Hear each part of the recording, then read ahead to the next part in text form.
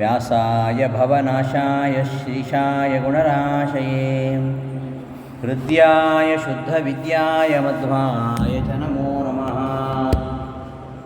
ಅಭ್ರಮಂ ಭಂಗರಹಿತಂ ಅಜಡಂ ವಿಮಲಂ ಸದಾ ಆನಂದತೀರ್ಥಮತುಲಂ ಭಜೆ ತಾಪತ್ರಯಾಪಹಂ. ಮಿಥ್ಯಾಸಿದ್ಧಾಂತದುರ್ಧ್ವಾन्तವಿಧ್ವಂಸನವಿಚಕ್ಷಣಃ ಜಯತೀರ್ಥಾಕ್ಷತರಣಿಃ ಹಾಸತಾಂ ನೋ ಹೃದಂಬರೇ. ತಂ ವಂದೇ ನರಸಿಂಹತೀರ್ಥನಿಲಯಂ ಶ್ರೀವ್ಯಾಸರಾಟ್ಪೂಜಿತಂ ಧ್ಯಾಯಂತಂ ಮನಸಾ ನೃಸಿಂಹಚರಣಂ ಶ್ರೀಪಾದರಾಜಂ ಗುರುಂ. ಅರ್ಥಿಕಲ್ಪಿತಕಲ್ಪೋऽಯಂ ಪ್ರತ್ಯರ್ಥಿಗಜಕೇಸರಿ ವ್ಯಾಸತೀರ್ಥಗುರುರ್ಭೂಯಾದಸ್ಮದಿಷ್ಟಾರ್ಥಸಿದ್ಧಯೇ. ತಪೋವಿದ್ಯಾವಿರಕ್ತ್ಯಾದಿಸದ್ಗುಣೌಘಾಕರಾನಹಂ ವಾದಿರಾಜಗುರುಂ ವಂದೇ ಹಯಗ್ರೀವಪದಾಶ್ರಯಾನ್. ಭಕ್ತಾನಾಂ ಮಾನಸಾಂಭೋಜಭಾನವೇ ಕಾಮಧೇನವೇ ನಮತಾಂ ಕಲ್ಪತರವೇ ಜಯೀಂದ್ರಗುರವೇ ನಮಃ. ದುರ್ವಾದಿಧ್ವಾಂತರವಯೇ ವೈಷ್ಣವೇಂದೀವರೇಂದವೇ ಶ್ರೀರಾಘವೇಂದ್ರಗುರವೇ ನಮೋತ್ಯಂತದಯಾಳವೇ. ಅಜ್ಞಾನತಿಮಿರಚ್ಛೇದಂ ಬುದ್ಧಿಸಂಪತ್ಪ್ರದಾಯಕಂ ವಿಜ್ಞಾನವಿಮಲಂ ಶಾಂತಂ ವಿಜಯಾಖ್ಯಗುರುಂ ಭಜೆ. ತಪಸ್ವಾಧ್ಯಾಯಶುಶ್ರೂಷಾ ಕೃಷ್ಣಭುಜಾರತಂ ಮುನಿಂ ವಿಶ್ವೇಶಮಿಷ್ಟದಂ ವಂದೇ ಪರಿವ್ರಾಟ್ ಚಕ್ರವರ್ತಿನಂ. ಶ್ರೀ ಗುರುಭ್ಯೋ ನಮಃ.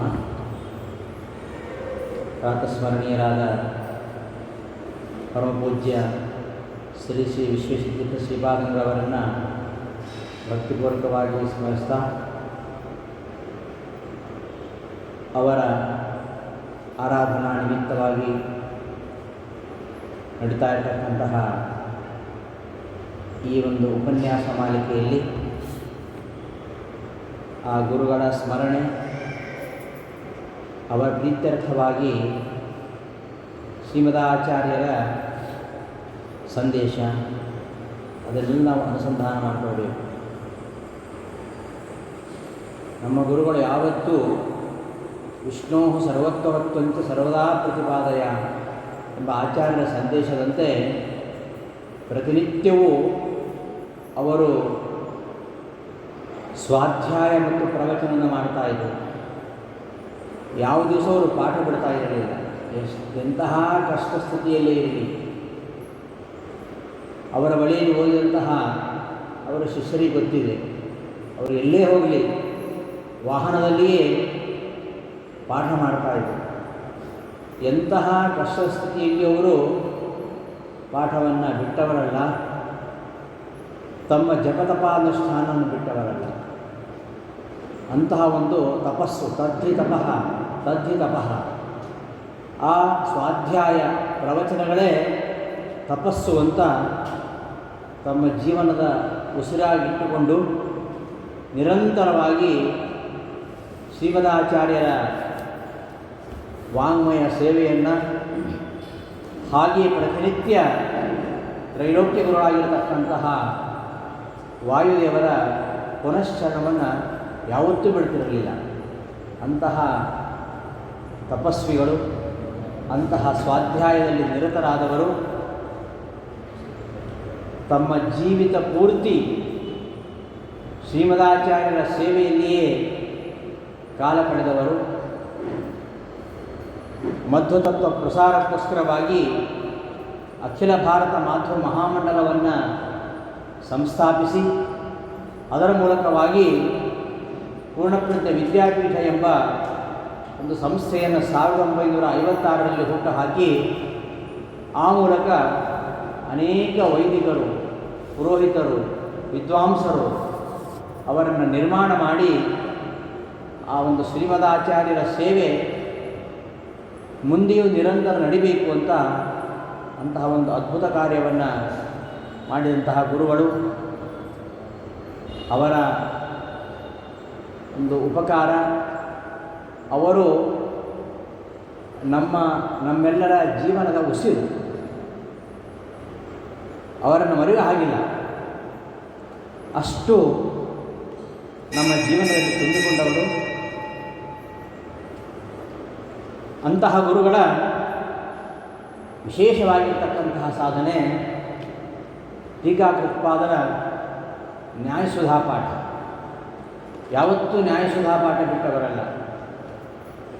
5 ಪರ್ಯಾಯಗಳು ಮುಗಿದ ಮೇಲೆ ಮುಂದೆ ಅವರಿಗೆ ಒಂದು ಅಪಘಾತವಾಗಿ ಅಸ್ವಾಸ್ಥ್ಯ ಉಂಟಾದಾಗ ಅವರು ಮಲಗಲಿಲ್ಲ. ವೈದ್ಯರು ವಿಶ್ರಾಂತಿ ಹೇಳಿದರು. ಆದರೂ ಸಹ ಅವರು ಕುಳಿತುಕೊಳ್ಳಲಿಕ್ಕೆ ಆಗದಿದ್ದರೂ ಮಲಗಿಕೊಂಡೇ ಸುಧಾಪಾಠ ಮಾಡ್ತಾಯಿದ್ರು.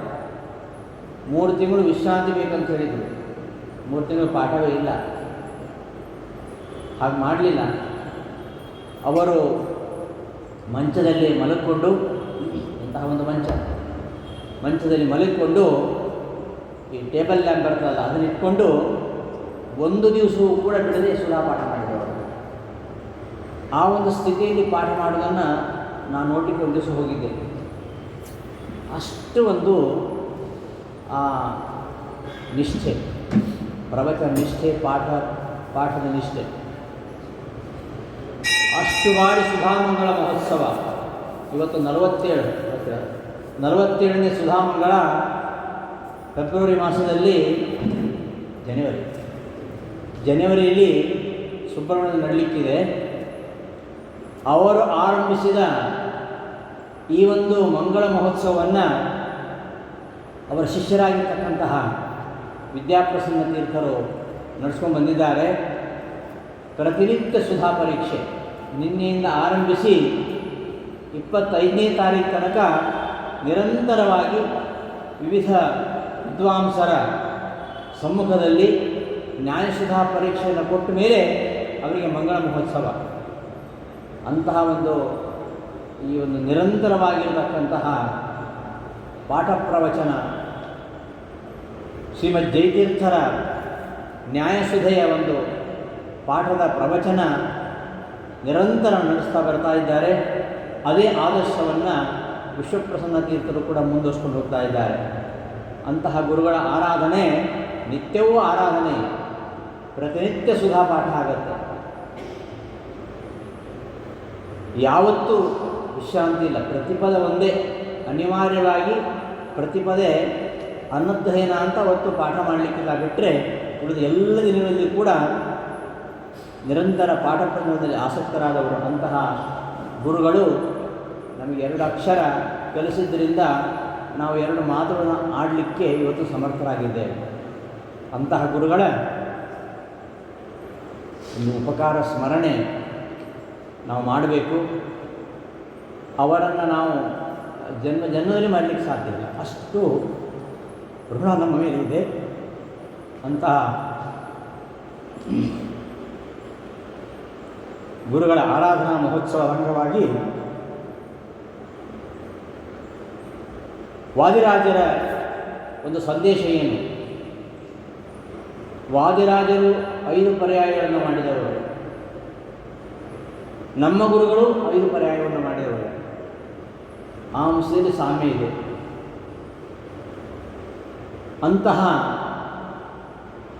ಭಾವಿ ಸಮೀರರಾಗಿರತಕ್ಕಂತಹ ವಾದಿರಾಜರ ಒಂದು ಜೀವನ ಸಂದೇಶ ಪ್ರತಿ ಮಾತುಗಳಲ್ಲಿಯೂ ಕೂಡ ನಮಗೆ ಸಿಗ್ತದೆ. ಅನೇಕ ಕೃತಿಗಳಲ್ಲಿ, ಅದು ಸರಸ ಭಾರತೀಯ ವಿಲಾಸ ಇರ್ಬೋದು, ಅಥವಾ ತೀರ್ಥ ಪ್ರಬಂಧ ಇರ್ಬೋದು, ರುಕ್ಮಿಣೀಶ ವಿಜಯ ಇರ್ಬೋದು, ಅಥವಾ ಕನ್ನಡ ಕೀರ್ತನ ಇರ್ಬೋದು, ಅವರ ದೀರ್ಘ ಕೃತಿಗಳು ಲಕ್ಷ್ಮೀ ಶೋಭನ ಪದ, ಸ್ವಪ್ನಪದ, ಆಮೇಲೆ ಗುಂಡಕ್ರಿಯೆ, ಅವರ ಕನ್ನಡ ದೀರ್ಘ ಕೃತಿಗಳು, ಅವರ ಕೀರ್ತನೆಗಳು, ಸುಳಾದಿಗಳು, ಯಾವುದೇ ಅವರ ಕೃತಿಗಳನ್ನು ನೋಡಿ ಅದರಲ್ಲಿ ನಮಗೆ ಬೇಕಾಗಿರ್ತಕ್ಕಂತಹ ಸಂದೇಶ ಇದೆ. ಅಂತಹ ವಾದಿರಾಜರ ಹಿತೋಪದೇಶವನ್ನು ನಾವು ಒಂದು ಪುಟ್ಟ ಸ್ತೋತ್ರದಲ್ಲಿ ನೋಡ್ತಾ ಇದ್ದೇವೆ. ಪೂಜ್ಯಾನ್ ಗುರು ನತ್ವಂ ಗುರು. ಗುರುವಿನ ಸ್ಥಾನ ಬಹಳ ದೊಡ್ಡದು. ಗುರು ಇಲ್ಲದೆ ಹೋದರೆ ನಮಗೆ ಜೀವನದಲ್ಲಿ ಏನೂ ಮಾಡಲಿಕ್ಕಾಗಲ್ಲ. ಅದಕ್ಕೆ ಪುರಂದಾಸರು ಹೇಳಿದರು, ಗುರುವಿನ ಗುಲಾಮನಾಗುವ ತನಕ ದೊರೆಯದಣ್ಣ ಮುಕುತಿ ಅಂತ. ನಮಗೆ 5 ರೀತಿಯ ಗುರುಗಳಿದ್ದಾರಂತೆ. ಜನಿತಾ ಚೋಪನೀತಾ ಚ ಯಶ್ಚ ವಿದ್ಯಾಂ ಪ್ರಯಚ್ಛತಿ ಅನ್ನದಾತ ಭಯಸ್ಥಾತ ಪಂಚೈತಿ ಪಿತರಸ್ಮೃತ ಅಂತ 5 ರೀತಿಯ ಪಿತೃಗಳನ್ನು ಹೇಳಿದ್ದಾರೆ. ತಂದೆ ಜನ್ಮ ಕೊಡ್ತಾನೆ, ಉಪನಯನ ಮಾಡ್ತಾನೆ, ಅವನೇ ವಿದ್ಯೆ ಕೊಡಬೇಕು, ಅನ್ನ ಕೊಡಬೇಕು, ಅಭಯವನ್ನು ಕೊಡಬೇಕು. ನಮಗೆ ನಮ್ಮ ಗುರುಗಳು ಜನ್ಮದಾತರಲ್ಲ, ಉಪನಯನ ಮಾಡಿದವರಲ್ಲ. ಉಪನಯನ ಪ್ರತಿ ವರ್ಷ ಮಾಡ್ತಾಯಿದ್ರು. ಎಷ್ಟೋ ವಿದ್ಯಾರ್ಥಿಗಳು ಉಪನಯನ ಆಗ್ತಾಯಿತ್ತು ವಿದ್ಯಾಪೀಠದಲ್ಲಿ. ಸಾಮೂಹಿಕವಾಗಿರ್ತಕ್ಕಂತಹ ಉಪನಯನ, ಪ್ರತಿ ವರ್ಷ ಧಾರ್ಮಿಕ ಶಿಕ್ಷಣ ಶಿಬಿರ, ಅನೇಕ ಕಡೆಗಳಲ್ಲಿ ಈ ಮಹತ್ವ ಗುರುಗಳನ್ನು ಸ್ಥಾಪನೆ ಮಾಡಿ ವಿದ್ಯಾರ್ಥಿಗಳಿಗೆ ವೈದಿಕ ಸಂಸ್ಕಾರ ಅವರಲ್ಲಿ ಉಳಿಬೇಕೆಂಬ ದೃಷ್ಟಿಯಿಂದ ಅನೇಕ ಕಡೆಗಳಲ್ಲಿ ಹಾಸ್ಟೆಲ್ ಮಾಡಿದರು. ಅಂತಹ ತಂದೆಯ ಸ್ಥಾನದಲ್ಲಿ ಜನಿತ ಅಲ್ಲ, ಉಪನೀತ ಅಲ್ಲ, ವಿದ್ಯೆಯನ್ನು ಕೊಡುವ ಗುರು. ಮೊದಲ ಗುರು ನಾವು ತಾಯಿ ಅಂತ ಹೇಳ್ತೇವೆ. ಮತ್ತು ಗಾಯತ್ರಿ ಉಪದೇಶ ಮಾಡಿದ ತಂದೆ ಗುರು. ಅದರ ನಂತರ ನಮಗೆ ವಿದ್ಯೆಯನ್ನು ಕೊಟ್ಟು, ಅಭಯವನ್ನು ಕೊಟ್ಟು, ಅನ್ನವನ್ನು ಕೊಟ್ಟಂಥವರು ಅಂತಹ ಗುರುಗಳು ಕೂಡ ಪಿತೃಗಳೇ ಅಂತ ಒಂದು ಮಾತು ಹೇಳುತ್ತೆ. ಗುರು ಇಲ್ಲದೆ ಹೋದರೆ ಯಾವ ವ್ಯಕ್ತಿಯೂ ಏನೂ ಮಾಡಲಿಕ್ಕೆ ಸಾಧ್ಯ ಇಲ್ಲ. ಒಬ್ಬ ವ್ಯಕ್ತಿಯ ಜೀವನದಲ್ಲಿ ತಾಯಿ ಸ್ಥಾನ ಎಷ್ಟು ದೊಡ್ಡದೋ ಅಷ್ಟೇ ಸ್ಥಾನ ಬಹಳ ದೊಡ್ಡದು. ಹಾಗಂತ ಇವತ್ತು ನಾವು ಯಾರ್ಯಾರನ್ನ ಗುರುಗಳು ಅಂತ ಹೇಳ್ತೇವೆ. ಏನು ಗುರು ಅಂತ ಯಾರ್ಯಾರನ್ನ ಗುರು ಅಂತ ಕರೀತೇವೆ. ಇಲ್ಲ ಬೆಂಗಳೂರಿನ ಭಾಷೆ ರೌಡಿಗಳು ಏನು ಗುರು ಅಂತ ಕರೀತಾರೆ. ಗುರು ತುಂಬ ಇದ್ದಾರೆ. ಗುರವಃ ಬಹವಃ ಲೋಕೆ ಶಿಷ್ಯ ವಿತ್ತಾಪಹಾರಕಾಃ ಗುರವೋ ವಿರಲಾ ಲೋಕೆ ಶಿಷ್ಯ ಚಿತ್ತಾಪಹಾರಕಾಃ ಅತೀವ ವಿರಲಾ ಲೋಕೆ ಶಿಷ್ಯ ಹೃತ್ತಾಪಹಾರಕಾಃ. ನಮ್ಮಿಂದ ಹಣವನ್ನು ತೆಗೆದುಕೊಂಡು ನಮಗೆ ವಿದ್ಯೆಯನ್ನು ಕೊಡ್ತಕ್ಕಂಥ ಗುರುಗಳು ಬೇಕಾದಷ್ಟು ಜನ ಇದ್ದಾರೆ. ಇವತ್ತು ಸಾಕಷ್ಟು ವಿದ್ಯಾಸಂಸ್ಥೆಗಳಿವೆ. ಅದರ ಮೂಲಕವಾಗಿ ಅನೇಕ ಗುರುಗಳು ನಮಗೆ ಶಿಕ್ಷಣ ಕೊಡ್ತಾರೆ. ಯಾವ ಶಿಕ್ಷಣ ಕೊಡ್ತಾರೆ? ಲೌಕಿಕವಾಗಿರ್ತಕ್ಕಂತಹ ಶಿಕ್ಷಣ. ಅಲ್ಲಿ ಈ ಯಾವ ವಿಚಾರಗಳಿಗೂ ಪ್ರವೇಶವೇ ಇಲ್ಲ. ಇತ್ತೀಚೆಗೆ ಒಬ್ಬ ರಾಜಕಾರಣಿಗಳು ಹೇಳಿದರು, ನಮ್ಮ ದೇಶದ ಸಂಸದರೊಬ್ಬರು ಹೇಳಿದರು, ಭಗವದ್ಗೀತೆಯನ್ನು ಪಠ್ಯದಲ್ಲಿ ಸೇರಿಸಬೇಕು ಅಂತ. ಎಷ್ಟು ಪ್ರತಿಕ್ರಿಯೆಗಳು ಬಂದು, ಒಳ್ಳೆಯ ಪ್ರತಿಕ್ರಿಯೆ ಇಲ್ಲವೇ ಇಲ್ಲದೆ ಎಲ್ಲ ವಿರುದ್ಧವಾಗಿರ್ತಕ್ಕಂತಹ ಪ್ರತಿಕ್ರಿಯೆಗಳು. ಇವತ್ತಿನ ಯಾವ ಶಾಲಾ ಕಾಲೇಜುಗಳಲ್ಲಿ ನಮಗೆ ಮೋರಲ್ ಸೈನ್ಸ್, ವ್ಯಾಲ್ಯೂ ಎಜುಕೇಷನ್ ಸಿಗೋದೇ ಇಲ್ಲ. ಎಲ್ಲ ಚಂಡಾಮರ್ಗರ ಶಾಲೆಗಳಾಗಿಬಿಟ್ಟಿದ್ದಾರೆ. ನಮ್ಮ ಸ್ವಾಮಿ ಹಂಗೆ ಹೇಳ್ತಾ ಇದ್ದಾರೆ, ಚಂಡಾಮರ್ಗರ ಶಾಲೆಗಳಂತ ಹೇಳ್ತಾ ಇದ್ದಾರೆ. ಅಂತಹ ಶಿಕ್ಷಣ ಪಡೆಯಲಿಕ್ಕೆ ಲಕ್ಷಗಟ್ಟಲೆ ಹಣ ಸುರಿತಾರೆ. ಅಂತಹ ಹಣವನ್ನು ಪಡೆದು ವಿದ್ಯೆಯನ್ನು ಕೊಡ್ತಕ್ಕಂಥ ಗುರುಗಳಲ್ಲ. ತಮ್ಮ ಜ್ಞಾನಪಣ್ಯಂ ಒಡಜಮ್ಮದಂತಿ ಅಂತ ಕಾಳಿದಾಸ ಮಾಲವಿಕಾಗ್ನಿಮಿತ್ರ ನಾಡಿಗೆ ಹೇಳ್ತಾನೆ. ಹಣಕ್ಕಾಗಿ ಜ್ಞಾನವನ್ನು ಮಾರುವವರು ಅಂತ ಅವರು ಗುರುಗಳಲ್ಲ. ಹಣಕ್ಕಾಗಿ ತಮ್ಮ ವಿದ್ಯೆಯನ್ನು ಮಾರುವವರು ಅಂತ ಅವರೆಲ್ಲ ಗುರುಗಳಲ್ಲ. ಅಂತಹ ಗುರುಗಳು ಬೇಕಾಷ್ಟು ಜನ ಇದ್ದಾರೆ. ಗುರವಃ ಬಹವಃ ಲೋಕೆ ಶಿಷ್ಯ ವಿತ್ತಾಪಹಾರಕ, ಶಿಷ್ಯರ ಹಣವನ್ನು ಕದಿತಕ್ಕಂಥವರು. ಅಪಹಾರಕ ಅಂತಾನೆ, ಕದಿಯುವವರು ಅಂತ. ಮೋಸವೇ ಅಷ್ಟು ಹಣ ತೆಗೆದುಕೊಳ್ತಾರೆ, ಮತ್ತೆ ಮಕ್ಕಳನ್ನು ಟ್ಯೂಷನಿಗೆ ಕಳಿಸಬೇಕು. ಅದು ಸಾಕಾಗೋದಿಲ್ಲ. ಟ್ಯೂಷನ್ನಲ್ಲಿ ಕೂಡ ಅದಾದರೆ ಏನು, ಅದೇನು ಉಚಿತವೇ? ಅದು ಇದರ 4ರಷ್ಟು ಅದರ ಫೀಸ್ ಇರುತ್ತೆ. ಅಲ್ಲಿ ಹೋದರೆ ಸಮಾನ ನಮ್ಮ ಹೆತ್ತವರಿಗೆ. ಟ್ಯೂಷನ್ ಹೋಗ್ತಾ ಇದ್ದೇನೆ, ಹಾಗಾದ್ರೆ ನಮ್ಮ ಮಗ ಜಾಣ ಆಗ್ತಾನೆ ಅಂತ ಆ ಸ್ಥಿತಿಗೆ ನಾವು ಬಂದಿದ್ದೇವೆ. ನಮ್ಮಿಂದ ಹಣವನ್ನು ಕಿತ್ತುಕೊಂಡು ವಿದ್ಯೆಯನ್ನು ಕೊಡ್ತಕ್ಕಂಥವರು ಗುರುಗಳು ಬೇಕಾಗ್ತಿದ್ದಾರೆ. ಅವರು ಯಾರು ಗುರುಗಳಲ್ಲ.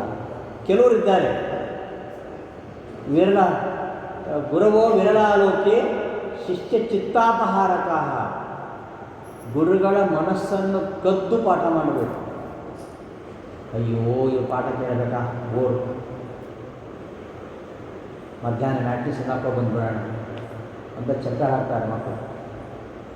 ಅವರಿಗೆ ಮನರಂಜನೆ ಬೇಕು, ವಿಷಯ ಬೇಕಾಗಿಲ್ಲ. ಮನರಂಜನೆ ನೀಡತಕ್ಕಂತಹ ಗುರುಗಳಂತಾಗಿಬಿಟ್ಟಿದ್ದಾರೆ. ಅವರು ಭಾರಿ ಒಳ್ಳೆ ಲೆಕ್ಚರರ್. ಯಾಕೆಂದರೆ ಪಾಠವೇ ಮಾಡಲ್ಲ ಅವರು, ಅದಕ್ಕೆ ಒಳ್ಳೆ ಲೆಕ್ಚರರ್. ಅವರ ಕ್ಲಾಸ್ ಹೋಗಿ ಕೂತ್ಕೊಂಡ್ರೆ ಸಮಯ ಹೋಗೋದೇ ಗೊತ್ತಾಗಲ್ಲ, ಪೋರ್ಷನ್ ಮಾತ್ರ ಕಂಪ್ಲೀಟ್ ಆಗೋದೇ ಇಲ್ಲ. ಅಂಥವರು ಶಿಷ್ಯರ ಮನಸ್ಸನ್ನು ಗೆದ್ದು ಏನೋ ಒಂದಿಷ್ಟು ಹೇಳಿ ಅವರನ್ನು ಮಂಗ ಮಾಡಿ ಊರು ಸುತ್ತಾಡ್ತಾ JC ಕ್ಲಬ್ ಅಂತೆ, ರೋಟರಿ ಕ್ಲಬ್ ಅಂತೆ, ಅಲ್ಲಿ ತಿರುಗಾಡಿಕೊಂಡು ಲೋಕಸೇವೆ ಮಾಡ್ತೇನೆ, ಸಮಾಜ ಸೇವೆ ಮಾಡ್ತೇನೆ ಅಂತ ತಿರುಗ್ತಾ ಇರ್ತಾರೆ. ಅಲ್ಲಿ ಕೂಡ ಒಳ್ಳೆಯ ಕೆಲಸಗಳು ನಡೀತವೆ, ಎಲ್ಲ ನಾನು ಹೇಳ್ತಾ ಇದ್ದೀನಿ. ಮಾಡಬೇಕಾದ್ದಿಲ್ಲ, ಮಾಡಬೇಕಾದ್ದನ್ನು ಮಾಡದೆ ನಾನು ಲೋಕೋದ್ಧಾರ ಮಾಡ್ತೇನೆ, ಅದು ಸಹ ಬೇಕು. ನಾವು ವ್ಯಕ್ತಿಗತವಾಗಿ ಬೆಳಿಬೇಕು, ವ್ಯಕ್ತಿಯೇ ಸೇರಿ ಒಂದು ರಾಷ್ಟ್ರ ಅಂತ ಆಗೋದು, ಸಮಾಜ ಅಂತ ಆಗೋದು. ಸಮಾಜವೂ ಬೆಳಿಬೇಕು, ಸಮಾಜದ ಪ್ರತಿಯೊಂದು ಅಂಗವಾಗಿರ್ತಕ್ಕಂತಹ ವ್ಯಕ್ತಿಯೂ ಬೆಳಿಬೇಕು. ಅದಕ್ಕೋಸ್ಕರವಾಗಿ ಸಮಾಜ ಸೇವೆ ಮಾಡಬೇಕು ಅಂತೇಳಿ ಎಷ್ಟೇ ಕಷ್ಟ ಆದರೂ ತಮ್ಮ ಅನುಷ್ಠಾನದಲ್ಲಿ ಯಾವುದೇ ಲೋಪವಿಲ್ಲದಂತೆ ನಮ್ಮ ಗುರುಗಳು ಎಲ್ಲ ಸಾಮಾಜಿಕ ಕಾರ್ಯಕ್ರಮ ತೊಡಗಿಸ್ತಾ ಇದ್ದರು, ಯಾವುದು ಬಿಡ್ತಿರಲಿಲ್ಲ. ಅವರ ಪ್ರಯಾಣದ ಇತಿಹಾಸ ನೀವು ಕೇಳಿದರೆ ಕಂಗಾಲಾಗ್ತೀರಿ. ನಮಗೆ ಜೀವನದಲ್ಲಿ ಆ ಥರ ಒಂದು ಸಲವೂ ಪ್ರಯಾಣ ಮಾಡಲಿಕ್ಕೆ ಸಾಧ್ಯ ಇಲ್ಲ. ಒಂದು ದಿನದಲ್ಲಿ 4-6 ಊರು ಸುತ್ತಿ ಬರೋರು. ಹಾಗಂಥೇಳಿ ಅವ್ರು ಯಾವುದೂ ಅನುಷ್ಠಾನ ಬಿಡ್ತಾ ಇರಲಿಲ್ಲ. ಬೇಜಾರು ಸ್ವಾಮಿಗಳ ಅವ್ರು ಸ್ವಲ್ಪ ರಾಜಕೀಯ, ಕೆಲವರು ಹೇಳಿ ತಮಾಷೆ ಮಾಡ್ತಾರೆ, ಅವರು ರಾಜಕೀಯ, ಅವ್ರು ಸ್ವಲ್ಪ ಲೌಕಿಕ, ಆದರೆ ಅವರು ಯಾವತ್ತೂ ತಮ್ಮ ಅನುಷ್ಠಾನ ಬಿಟ್ಟಿಲ್ಲ. ಎಲ್ಲ ಮುಗಿಸಿ ರಾತ್ರಿ 11 ಗಂಟೆ ಆದರೂ ಕೂಡ ಸ್ನಾನ ಮಾಡಿ ಅವತ್ತು ಮಾಡಬೇಕಾಗಿರ್ತಕ್ಕಂತಹ ಜಪತರ್ಪಣ ಏನಿದೆ ಅದನ್ನು ಮುಗಿಸಿಯೇ ಅವರು ಉಪಹಾರ ಮಾಡ್ತಾಯಿದ್ರು. ಬರೀ ಹಾಲು ತಗೊಳ್ತಾ ಇದ್ರು. ಯಾವುದು ತನಗಾಗಿ ಅಲ್ಲ, ಸಮಾಜಕ್ಕಾಗಿ ಮಾಡಿದ ಸೇವೆ. ಅಂತಹ ಸಮಾಜ ಸೇವೆ ಅನಿವಾರ್ಯ ಅಂತ ಕೃಷ್ಣ ಭಗವದ್ಗೀತೆಯಲ್ಲಿ ಹೇಳ್ತಾನೆ. ಅದನ್ನು ತನ್ನ ಜೀವನದಲ್ಲಿ ಸಂಪೂರ್ಣವಾಗಿ ಅಳವಡಿಸಿಕೊಂಡವರು ಪೇಜಾರ ಸ್ವಾಮಿಗಳು. ಈ ಸಮಾಜವನ್ನು ಆಕರ್ಷಿಸಿ ಸಮಾಜವನ್ನು ಪರಮಾತ್ಮ ಕಡೆ ಸೆಳೆದು ಬಹಳ ಕಷ್ಟ ಇದೆ ಇವತ್ತು. ನೂರಾರು ನಮ್ಮನ್ನು ಸೆಳೀತಕ್ಕಂತಹ ವಿಚಾರಗಳಿರುತ್ತಿವೆ. ಅದೆಲ್ಲ ಬಿಟ್ಟು ಈ ಕಡೆ ವಾಲೋದು ಬಹಳ ಕಷ್ಟ ಇದೆ, ಅಷ್ಟು ಆಕರ್ಷಣೆಗಳು. ಅಂತಹ ಧರ್ಮ ವಿಮುಖವಾಗ್ತಾ ಇರತಕ್ಕಂತಹ ಸಮಾಜವನ್ನು ನಮಗೊಮ್ಮೆ ಮನಸ್ತಾ ಇತ್ತು, ನಾವು ಯಾವ ದೇಶದಲ್ಲಿದ್ದೇವೆ ಅಂತ. ನಮ್ಮ ದೇಶದಲ್ಲಿ ರಾಮ ಮಂದಿರ ಆಗುತ್ತೆ ನಾವು ಅಂದ್ಕೊಂಡೇ ಇರಲಿಲ್ಲ. ಅವರಿಗೆ ವಿಶ್ವಾಸ ಇತ್ತು ಹಾಗೆ ಆಗತ್ತೆ ಅಂತ, ಆದರೆ ಪಾಪ ನೋಡೋ ಭಾಗ್ಯ ಅವರಿಗೆ ಸಿಗಲಿಲ್ಲ. ಅದನ್ನು ಮೋದಿಯವರು ಉಡುಪಿ ಗೀತೋತ್ಸವ ಬಂದಾಗ ನೆನಪಿಸ್ಕೊಂಡ್ರು. ಅದನ್ನು ಆರಂಭದಲ್ಲಿ ಅವರ ಉಪನ್ಯಾಸ ನೆನಪಿಸ್ಕೊಂಡಿದ್ದಾರೆ ಆ ವಿಚಾರವನ್ನು. ಅಷ್ಟು ಅವರ ಯೋಗದಾನ ಇತ್ತು ನಮ್ಮ ಹಿಂದೂ ಧರ್ಮದ ಬಗ್ಗೆ, ನಮ್ಮ ಹಿಂದೂ ಸಮಾಜದ ಬಗ್ಗೆ ಅಷ್ಟು ಕಳಕಳಿ. ಅದು ಸಮಾಜ ಸೇವೆ ಹಿಂದೂಗಳಿಗೆ ಮಾತ್ರ ಅಲ್ಲ, ಪ್ರತಿಯೊಬ್ಬನು ಅವರವರ ಧರ್ಮವನ್ನು ಆಚರಣೆ ಮಾಡಬೇಕು ಅಂತ. ಅವರ ವಾಹನ ಚಾಲಕ ಮುಸಲ್ಮಾನನಾಗಿದ್ದರೆ ಅವನು ನಮಾಜ್ ಮಾಡ್ತಕ್ಕಂಥ ಸಮಯ ಬಂದರೆ ಕಾರ್ ನಿಲ್ಲಿಸಿ ಅವನಿಗೆ ನಮಾಜ್ ಮಾಡಿಸಿದ್ದನ್ನು ನಾನು ನೋಡಿಲ್ಲ, ನಮ್ಮ ಸಹಾಧ್ಯಾಯಿಗಳು ಹೇಳಿದ್ದು. ಅಷ್ಟು ಯಾರೇ ಆಗಿರಲಿ, ಈ ಸಮಾಜದ ಯಾವುದೇ ಸಮಾಜದ ವ್ಯಕ್ತಿ ಆಗಿರಲಿ, ಅವನು ಬೆಳಿಬೇಕು, ಅವನ ಸಮಾಜ ಬೆಳಿಬೇಕು, ಆ ಮೂಲಕ ರಾಷ್ಟ್ರ ಬೆಳಿಬೇಕು. ಇಂತಹ ಒಂದು ರಾಷ್ಟ್ರವನ್ನು ಕಟ್ಟುವುದರಲ್ಲಿ ಗುರುವಿನ ಪಾತ್ರ ತುಂಬ ಇದೆ. ಗುರು ಬೇಡ ಧರ್ಮ. ಹಿಂದೆಲ್ಲ ಪ್ರತಿಯೊಬ್ಬ ರಾಜರು ಗುರು ಅಂತ ಇರ್ತಾಯಿದ್ರು, ರಾಜಗುರು ಅಂತ. ಯಾಕೆ ಬೇಕು ಅವರೆಲ್ಲ? ರಾಜನಿಗೆ ಮಾರ್ಗದರ್ಶನ ಮಾಡಬೇಕು. ಗುರುಗಳ ಬುದ್ಧಿಶಕ್ತಿ, ರಾಜನ ತೋಳ್ಬಲ, ಇವೆರಡೂ ಒಟ್ಟಾಗಿ ಸೇರಿದರೆ ಮಾತ್ರ ರಾಜ್ಯ ರಥ ನಡೆಯುವುದು. ರಾಜ್ಯ ರಥದ 2 ಚಕ್ರಗಳು, ಒಂದು ಗುರುವಿನ ಮಾರ್ಗದರ್ಶನ, ಮತ್ತೊಂದು ರಾಜನ ಬುದ್ಧಿವಂತಿಕೆ, ಅವನ ತೋಳ್ಬಲ. ಅವೆರಡು ಇದ್ದರೆ ಮಾತ್ರ ರಾಜ್ಯ ರಥ ಮುಂದೆ ಹೋಗುವಂಥದ್ದು. ಇವತ್ತಿನ ರಾಜಕೀಯ ವ್ಯಕ್ತಿಗಳು ಯಾರ್ಯಾರು ಗುರುಗಳು ಯಾರು ಗೊತ್ತಿಲ್ಲ. ಯಾರ್ಯಾರೋ ಯಾವುದ್ಯಾವುದೋ ದೇಶದವರು ಗುರು ಆಗ್ತಾರೆ. ಇವರು ಯಾರ್ಯಾರೋ ನಾಸ್ತಿಕರು, ನಮ್ಮವರು ಕೆಲವು ಗುರುಗಳಾಗ್ತಾರೆ.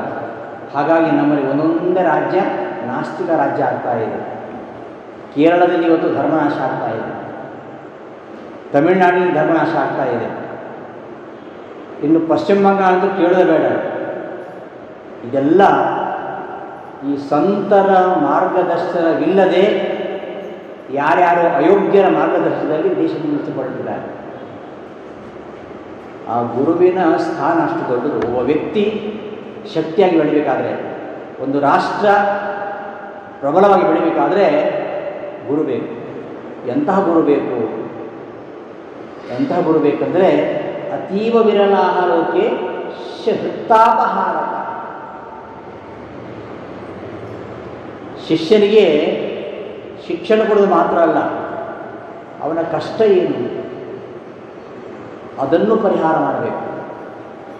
ಇವತ್ತು ರಾಷ್ಟ್ರೀಯ ಮೌಲ್ಯಾಂಕನ ಸಂಸ್ಥೆ ಅಂತ ಇದೆ, ನ್ಯಾಕ್ ಅಂತ, ಪ್ರತಿಯೊಂದು ಕಾಲೇಜಿನ ಅಸೆಸ್ ಮಾಡುವಂಥದ್ದು. ಅವ್ರು ಬಂದಾಗ ಮೊದಲು ಕೇಳುವುದೇನೆಂದರೆ, ನಿಮ್ಮ ಕಾಲೇಜಿನಲ್ಲಿ ಓದಿರ್ತಕ್ಕಂತಹ ಎಷ್ಟು ವಿದ್ಯಾರ್ಥಿಗಳು ಉದ್ಯೋಗವಂತರಾಗಿದ್ದಾರೆ, ಯಾವ್ಯಾವ ವಿದ್ಯಾರ್ಥಿಗಳು ಎಂತೆಂತಹ ಸ್ಥಾನವನ್ನು ಅಲಂಕರಿಸಿದ್ದಾರೆ, ಇದರ ಮೇಲೆ ಮಾರ್ಕ್ಸ್ ಕೊಡೋದು. ಇದು ಇವತ್ತಿನವರ ಕಾನ್ಸೆಪ್ಟ್ ಅಲ್ಲ, ಇದು ಮೊದಲಿನವ್ರ ಕಾನ್ಸೆಪ್ಟ್ ಇದೇ ಇದ್ದದ್ದು. ಶಿಷ್ಯ ಬರೀ ವಿದ್ಯೆಯನ್ನು ಪಡೆಯುವ ಮಾತ್ರ ಅಲ್ಲ, ಅವ ಮುಂದೆ ಯಾವುದೇ ಆತಂಕಗಳಿಲ್ಲದೆ, ಯಾವುದೇ ತಾಪಗಳಿಲ್ಲದೆ ಅವನು ಸುಖವಾಗಿ ಜೀವನ ಮಾಡಬೇಕು. ಅವನಿಗೆ ಬರ್ತಕ್ಕಂಥ ಯಾವುದೇ ಕಷ್ಟ ಇರಲಿ ಅದನ್ನು ಕಳೆಯುವಂತಹ, ಅವನ ಕಷ್ಟಕ್ಕಾಗಿ ಓಡುವಂತಹ, ಅವನ ಸಂಕಷ್ಟಕ್ಕೆ ತುಡಿಯತಕ್ಕಂತಹ ಮನಸ್ಥಿತಿ ಗುರು ಅಂತಿರಬೇಕು. ಅದು ಇದ್ದದ್ದು ಬೇಜಾರು ಮಾಡಬೇಕು. ಯಾರೇ ಆಗಿರಲಿ, ಎಲ್ಲೇ ಸಿಗಲಿ, ಅವನು ಹೇಗಿದ್ದಾನೆ, ಅವನ ಕಷ್ಟ ಏನು, ಅವನಿಗೇನಾಗಬೇಕು, ಇಂಥವ್ರು ಗುರುಗಳು. ಶಿಷ್ಯರ ಹೃತ್ತಾಪಕಾರ ಹಾರಕಾಹ. ಶಿಷ್ಯರ ಹೃತ್ ಅಂದರೆ ನಮ್ಮ ಮನಸ್ಸು, ಮನಸ್ಸಿನ ಬೇಗುದಿ, ಏನು ಕಷ್ಟ ಇದೆ ಅಂತಹ ಗುರುಗಳನ್ನು ಯಾವತ್ತೂ ಅವರು ಪೂಜ್ಯರು. ಅಂತಹ ಗುರುವಿನ ಸ್ಥಾನ ತುಂಬ ದೊಡ್ಡದು. ಅಧ್ಯಾತ್ಮ ಪ್ರಪಂಚದಲ್ಲಂತೂ ಕೂಡ ಬಹಳ ಉತ್ಕೃಷ್ಟವಾಗಿರತಕ್ಕಂತಹ ಸ್ಥಾನ. ಆದ್ದರಿಂದ ಗುರುವನ್ನು ಯಾವತ್ತೂ ನೀನು ಆಕ್ಷೇಪಿಸಬೇಡ. ಪರಸ್ಪರ ಗುರುವನ್ನು ಬೈದು ನೋಡ್ತೀವಿ ನಾವು ಇವತ್ತು. ಗುರುಗಳನ್ನು ಆಕ್ಷೇಪ ಮಾಡಬೇಡ. ಚಾಣಕ್ಯನು ಹೇಳ್ತಾನೆ, ನಮೀಮಾಂಸ್ಯಾಹ ಗುರವಃ ಅಂತ.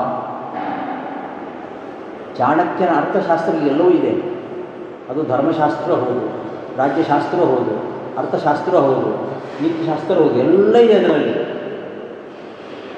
ಗುರುಗಳನ್ನು ಯಾವತ್ತೂ ನಾವು ಪ್ರಶ್ನಿಸಬಾರದು ಅಂತ. ಪ್ರಶ್ನಿಸಿದರೆ ಅದು ಮಹಾಪಾಪ. ಅವರ ಗುಣದೋಷಗಳನ್ನು ಚಿಂತನೆ ಮಾಡಲೇಬಾರದು. ವಿದ್ಯಾರ್ಥಿಗೆ ಛಾತ್ರ ಅಂತ ಹೇಳೋದು ಅದೇ ಕಾರಣಕ್ಕೆ. ಛಾತ್ರ ಅಂದರೆ ವಿದ್ಯಾರ್ಥಿ. ಯಾಕೆ ಛಾತ್ರ ಅಂತ ಹೇಳೋದಂದರೆ, ಗುರುವಿನ ಗುಣದೋಷಗಳನ್ನು ಮುಚ್ಚಿಡ್ತಾನೆ ಅಂತ. ಗುಣವನ್ನು ಹೇಳಬೇಕು, ಗುಣವನ್ನು ಹೊಗಳಬೇಕು, ದೋಷವನ್ನು ಮುಚ್ಚಿಡ್ತಾನೆ ಅಂತ. ದೋಷ ಇರುತ್ತೆ ಅಂತ ಹೇಳ್ತಾ ಇದ್ದೆ ನಾನು, ದೋಷ ಇದ್ದರೆ ಅದನ್ನು ಹೇಳಬಾರದು ಅಂತ. ಅವರನ್ನು ಯಾವತ್ತೂ ತೊಂಕರಿಸಿ ಮಾತಾಡಬಾರದು. ಪೂಜ್ಯಾನ್ ಗುರು ನತ್ವಂ ಕುರು. ಪೂಜ್ಯರಾಗಿರ್ತಕ್ಕಂತಹ ಗುರುಗಳನ್ನು ನೀನು ಏಕವಚನದಲ್ಲಿ ಕರೆಯಬೇಡ, ಅವರನ್ನು ನಿಂದಿಸಬೇಡ.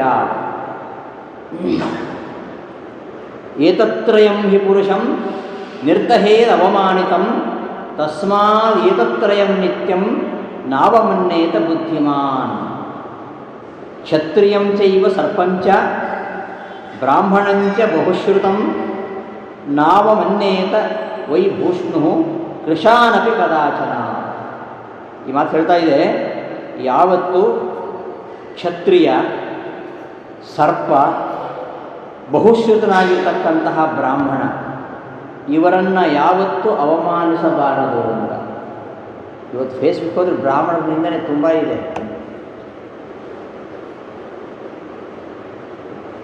ಕ್ಷತ್ರಿಯನನ್ನು, ಸರ್ಪವನ್ನು, ಬ್ರಾಹ್ಮಣನನ್ನು ಯಾವತ್ತೂ ಅವಮಾನಿಸಬಾರದು. ಅವನು ಎಂಥವನೇ ಇರಲಿ, ಅವನು ಕೃಷ ಇರ್ಬೋದು, ಪಾಪ ಬಡವ ಇರ್ಬೋದು, ಕಷ್ಟ ಇರ್ಬೋದು, ಯಾವತ್ತೂ ಅವಮಾನಿಸಬಾರದು. ಈ ಮೂರು ಏತತ್ರಯಂ ಹಿ ಪುರುಷಂ ನಿರ್ದಹೇನ ಅವಮಾನಿತಂ. ಈ ಮೂರು ಈ ಮೂರನ್ನು ಅವಮಾನಿಸಿದರೆ ಅವ ತುಂಬ ಕಷ್ಟಕ್ಕೊಳಗಾಗ್ತಾನೆ. ಅಗಸ್ತ್ಯರಿಗೆ ಕೋಪ ಬಂದೇನಾಯಿತು? ಸಮುದ್ರವನ್ನೇ ಪಾನ ಮಾಡಿಬಿಟ್ರು.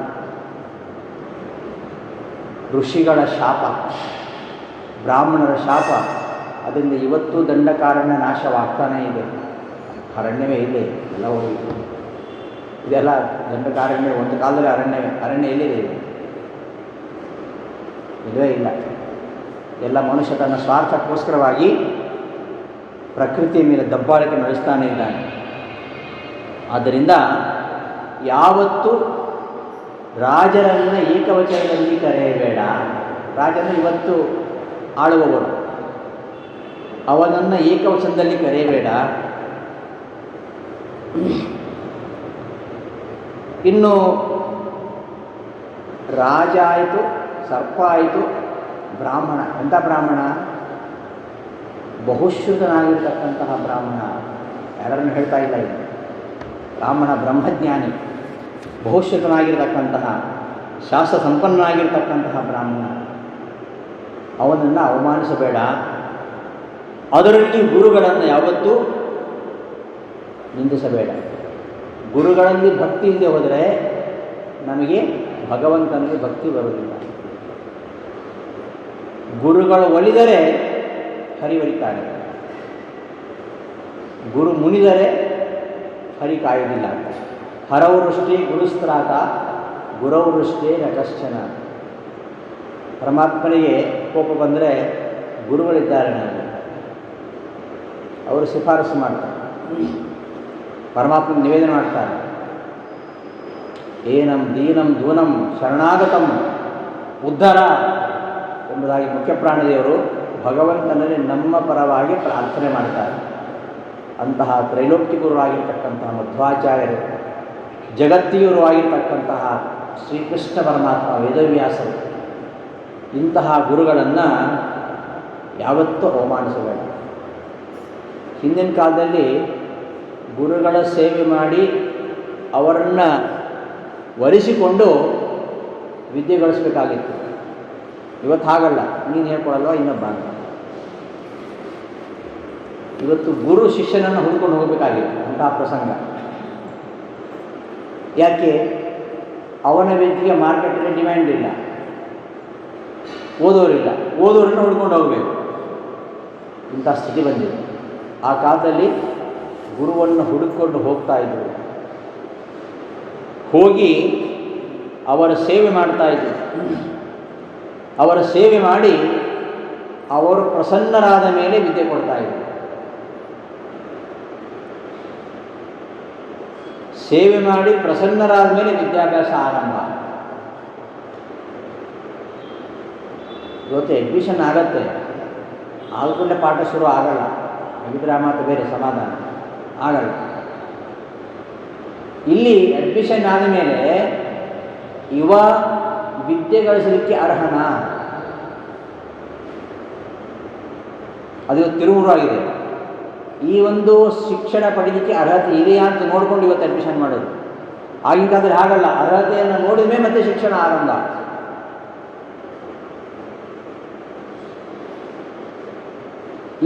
ಇವನ ಅರ್ಹತೆ, ಇವನು ನಿಜವಾಗಿ ಇವನಿಗೆ ಶಾಸ್ತ್ರದ ನಿಷ್ಠೆ ಇದೆಯಾ? ಗೌಂಭೀರ್ಷಗಳು ಎಷ್ಟು ಪರೀಕ್ಷೆ ಮಾಡ್ತಾರೆ. ಅಭಿಮನ್ಯುವನ್ನು ತುಂಬ ಪರೀಕ್ಷೆ ಮಾಡ್ತಾರೆ. ಆ ಎಲ್ಲ ಪರೀಕ್ಷೆಯಲ್ಲಿ ಪಾಸ್ ಆಗ್ತಾನೆ. ಆಮೇಲೆ ಅವನಿಗೆ ವಿದ್ಯೆಯನ್ನು ನೀಡ್ತಾನೆ. ಹಾಗಾಗಿ ಗುರುಗಳ ಸೇವೆ ಮಾಡಬೇಕು. ಗುರುಗಳ ಸೇವೆ ಮಾಡಿದ ಮೇಲೆ ವಿದ್ಯೆ ಬರುವುದು. ಇವತ್ತು ಇದು ಯಾವುದೇ ವಿದ್ಯಾಲಯ ಇದೆ. ಸಾ ವಿದ್ಯಾ ಯಾವ ವಿಮುಕ್ತ ಇದೆ. ನಮ್ಮನ್ನು ಮತ್ತೆ ಈ ಸಂಸಾರದಲ್ಲಿ ತಳ್ಳುವಂತಹ ವಿದ್ಯೆ ಅಲ್ಲ ಇದು.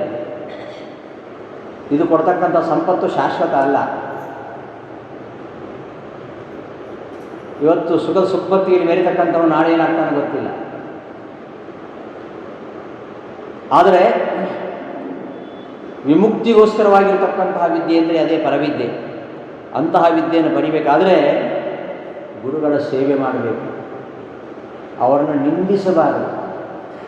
ಗುರುನಿಂದೆ ಮಹಾಪಾಪ, ಗುರುಂಹುಂಕೃತ್ಯ ಸಂಕೃತ್ಯ ಸ್ಮಶಾನೇ ಜಾಯತೆ ವಟಃ. ಗುರುಗಳನ್ನು ತೊಂಕರಿಸಿ ಯಾವತ್ತೂ ಮಾತಾಡಬಾರದು ಅಂತ ವಾದಿರಾಜರು ಇಲ್ಲಿ ಹೇಳ್ತಾರೆ. ಬರಿದೆ ಜಲದಲ್ಲಿ ಮುಳುಗಿ ಬಿಸಿಲೊಳು ಬೆರಳು ಎಣಿಸಿದರೇನು ಸದ್ಗುರು ಹಿರಿಯರ ಅನುಸರಿಸಿರದ ಮರ್ಮವ ನರಿಯದಿರ ನರಮ್ಮ. ಮನುಷ್ಯನಾದ ಮೇಲೆ ಅವ ಎಷ್ಟು ಸಲ ನದಿಯಲ್ಲಿ ಮುಳುಗಿದರೇನು, ಎಷ್ಟು ಜಪತಪ ಮಾಡಿದರೇನು, ಹಿರಿಯರನ್ನು ಅನುಸರಿಸದೆ ಹೋದರೆ ಏನು ಪ್ರಯೋಜನ ಇಲ್ಲ. ಮಗ ತಂದೆಗೆ ನಮಸ್ಕಾರ ಮಾಡ್ತಾನೆ, ಯಾಕೆ? ಅಪ್ಪ ಅಂತ ಗೌರವ, ಭಕ್ತಿ ಗೌರವ ಇದೆ, ನಮಸ್ಕಾರ ಮಾಡ್ತಾನೆ. ಸರಿ, ತಂದೆ ಮೇಲೆ ಗೌರವ ಇದೆ, ತಂದೆ ಏನಾದರೂ ಕೆಲಸ ಹೇಳ್ತಾನೆ, ಅದು ಆಗೋದಿಲ್ಲಪ್ಪ, ಅದನ್ನ ಯಾರು ಹೇಳಲಿಕ್ಕೆ ನೀನು ಅಂತ ಮಾತಾಡ್ತಾನೆ. ಗುರುವಿನಲ್ಲಿ ಭಕ್ತಿ ತೋರಿಸಿದ ಮೇಲೆ ಅವನ ಆಜ್ಞೆಯಂತೆ ನಡಿಬೇಕು. ಪರಮಾತ್ಮನಲ್ಲಿ ಭಕ್ತಿ ತೋರಿಸಿದ ಮೇಲೆ ಅವನ ಆಜ್ಞೆ ಏನು? ಶ್ರುತಿ ಸ್ಮೃತಿ ಹರೇರಾಜ್ಞೆ. ಶ್ರುತಿ ಸ್ಮೃತಿಗಳಲ್ಲಿ ಏನು ಹೇಳಿದ್ದಾನೆ ಪರಮಾತ್ಮ ಅದನ್ನು ಪಾಲಿಸಬೇಕು.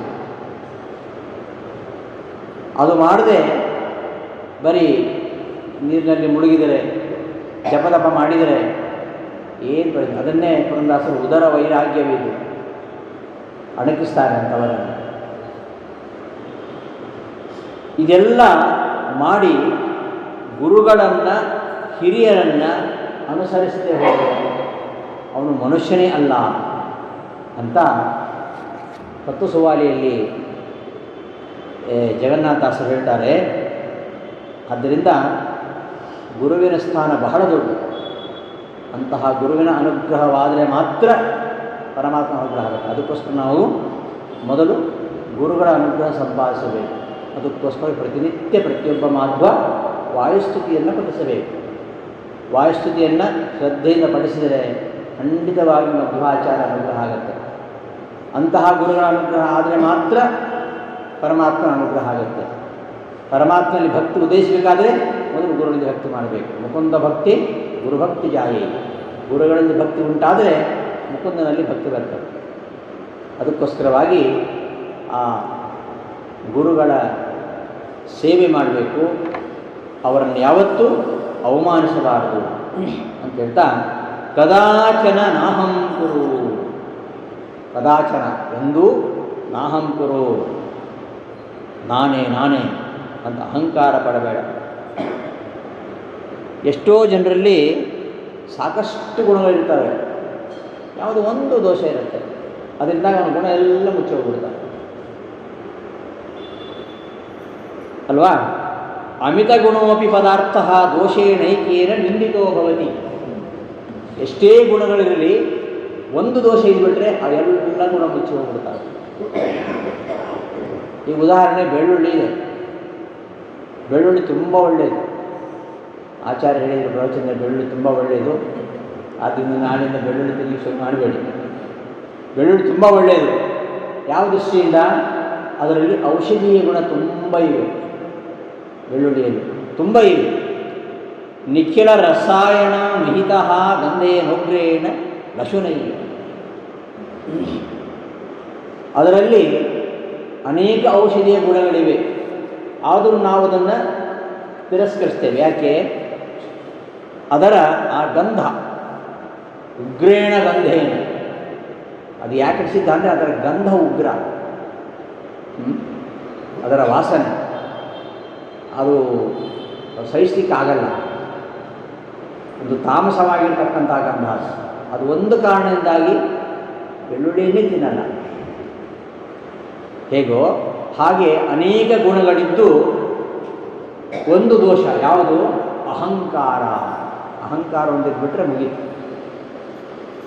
ಕರ್ಣನಲ್ಲಿ ಅನೇಕ ಗುಣಗಳಿದ್ದು, ಆದರೆ ಅಷ್ಟೇ ದುರಹಂಕಾರ ಇತ್ತು ಅವನಿಗೆ.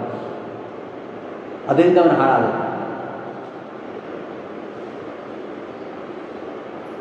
ಎಂಥ ಒಂದು ಸ್ವಾಮಿ ನಿಷ್ಠೆ, ಎಂಥ ಪರಾಕ್ರಮ, ಎಂಥ ಗುರುಭಕ್ತಿ ಅವನಿಗೆ. ಎಲ್ಲವೂ ಇತ್ತು, ದುರಹಂಕಾರ ಇತ್ತು. ದುರಹಂಕಾರಿಯ ಸಹವಾಸ ಮಾಡಿದ ದುರಹಂಕಾರ ಬಂತು. ದುರ್ಯೋಧನ ಸಹವಾಸ ಮಾಡಿದ ದುರಹಂಕಾರ ಬಂತು.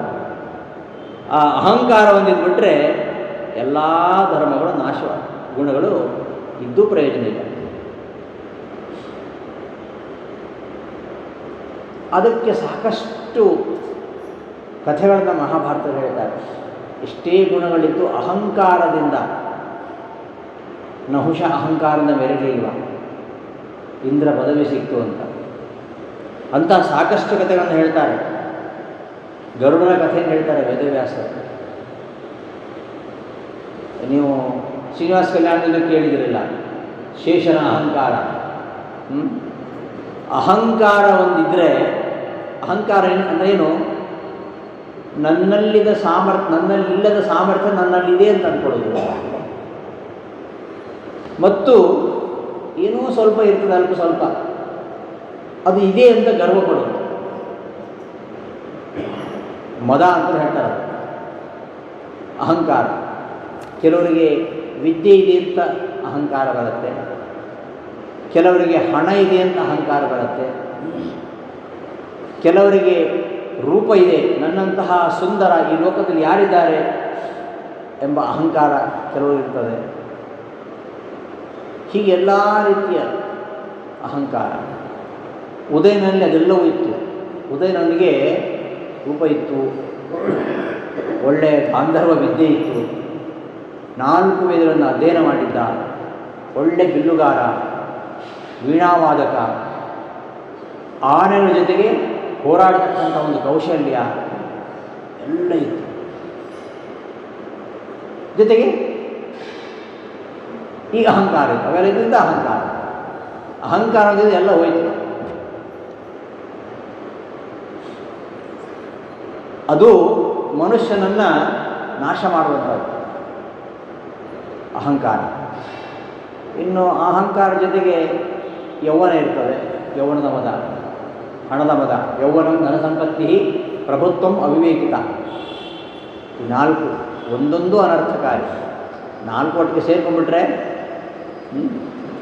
ಏಕೈಕವಾಗಿ ಅನರ್ಥಾಯ ಕಿಮು ಎತ್ತ ಚತುಷ್ಟಯ.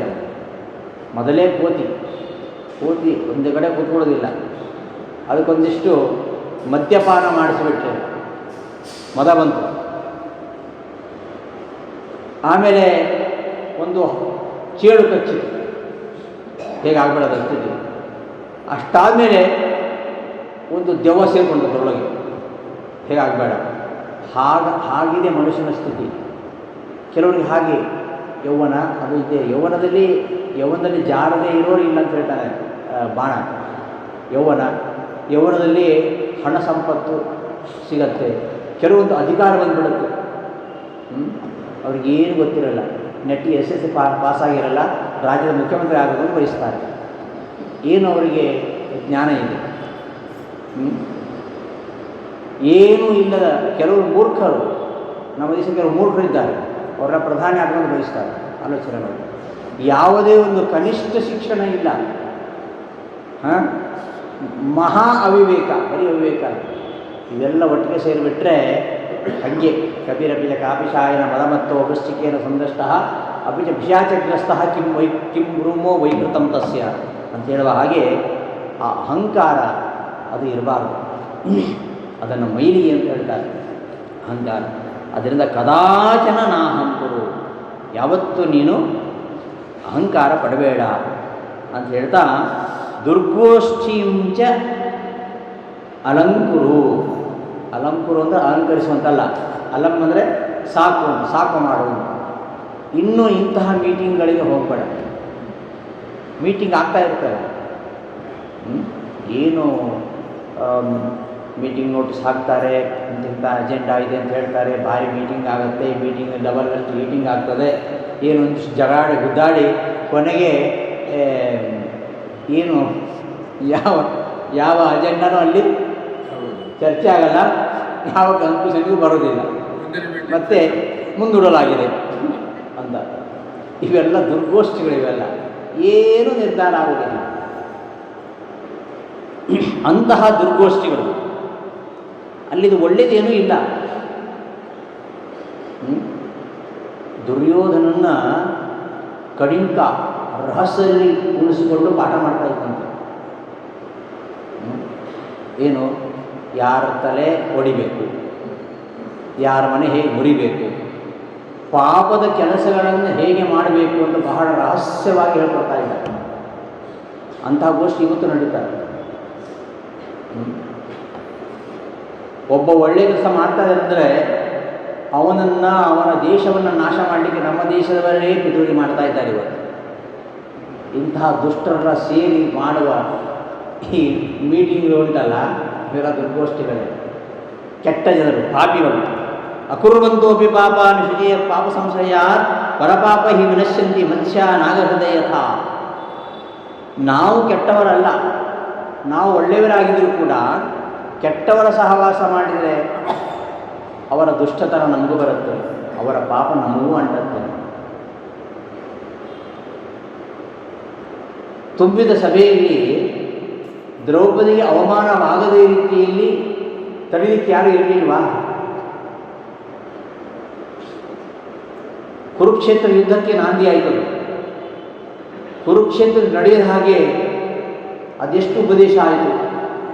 ವಿದುರ ಉಪದೇಶ ಮಾಡಿದ, ಸನತ್ಸುಜಾತ ಉಪದೇಶ ಮಾಡಿದರು. ವಿದುರಂತೂ ಸಾಕಷ್ಟು ಹೇಳ್ತಾನೇ ಇದ್ದ ಅಪ್ಪ ಮಗನಿಗೆ, ಯಾವುದೂ ಪ್ರಯೋಜನ ಬರಲಿಲ್ಲ. ಮತ್ತೆ ಭೀಷ್ಮ ದ್ರೋಣರಂತಹ ವ್ಯಕ್ತಿಗಳು ಇರಬೇಕಾದ್ರೆ ಅಲ್ಲಿ ಯಾವ ಅನ್ಯಾಯ ನಡೆಯಬಾರದು. ಆದರೂ ಆಯಿತು. ಇವರು ಏನಾದರೂ ಹೇಳಿದ್ರಾ? ಹೇಳಿಲ್ಲ. ಕೆಟ್ಟವರ ಮಧ್ಯದಲ್ಲಿದ್ದಂತಹ ಒಳ್ಳೆಯವರು ಕೂಡ ಅವರಿಗೆ ಮಾರ್ಗದರ್ಶನ ಮಾಡದೆ ಹೋದರೆ, ಅವರನ್ನು ತಿದ್ದದೆ ಹೋದರೆ ಅವರು ಆ ಪಾಪದ ಫಲವನ್ನು ಅನುಭವಿಸಬೇಕಾಗತ್ತೆ. ಹಾಗಾಗಿ ಬಹಳ ಘೋರವಾದ ದಾರುಣವಾದ ಸಾವು ಬಂತು ದ್ರೋಣಾಚಾರ್ಯರಿಗೆ, ಭೀಷ್ಮಾಚಾರ್ಯರಿಗೆ. ಇನ್ನು ಸುಖಮರಣವಾದ ಅಲ್ವಾ? ಸಜ್ಜನರೇ ಆಗಿದ್ದರೂ ಕೂಡ ದುಷ್ಟರ ಜೊತೆಗೆ ಸೇರಿಕೊಂಡು ಅವರು ಪಾಪಕೃತ್ಯ ಮಾಡಿಲ್ಲ, ಅವ್ರ ಜೊತೆ ಇದ್ದಾರಷ್ಟೇ ಅಂತಾದರೂ ಕೂಡ ಅವರು ನಾಶವಂತಾರೆ.